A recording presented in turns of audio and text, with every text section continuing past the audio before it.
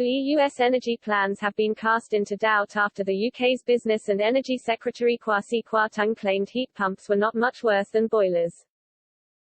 In 2020, the European Commission said it expected more public transport and buildings to be powered by low-cost renewable electricity such as heat pumps. Indeed, the Commission said, in buildings, electrification is to play a central role, in particular, through the rollout of heat pumps for space heating and cooling. It was also stated that the Commission wanted heat pumps to represent 40% of heating solutions in residential housing and 65% of heating in commercial buildings by 2030. The most important barrier to overcome, the Commission admitted, is the higher level of taxes applied to electricity compared to heating oil, gas and coal. Moreover, CEOs of major energy groups across Europe said last month that the European electricity grid can handle 50 million heat pumps. In a letter sent to the European Commission, they also claimed that the switch from boilers to heat pumps would reduce energy consumption in buildings by more than 66%, and reduce heating-related CO2 emissions by at least 60%. However, Mr. Kwarteng has stated the proposed green alternative to gas heating is inferior to traditional boilers.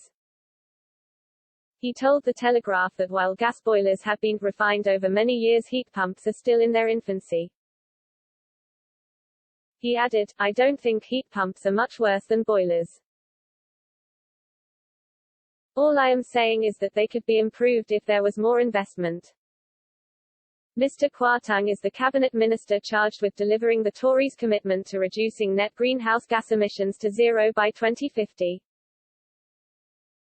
The minister stressed that by providing incentives for firms to invest in the UK production of heat pumps, the government can meet its targets of reducing net greenhouse gas emissions to zero. Moreover, the policy would drive economic growth, create new jobs, while the minister also believes it would bring down the cost of the technology very quickly.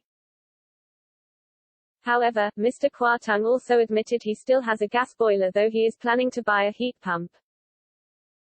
He said, "I do have a gas boiler, but I am in a position where, because I earn a certain amount of money, I can afford that transition.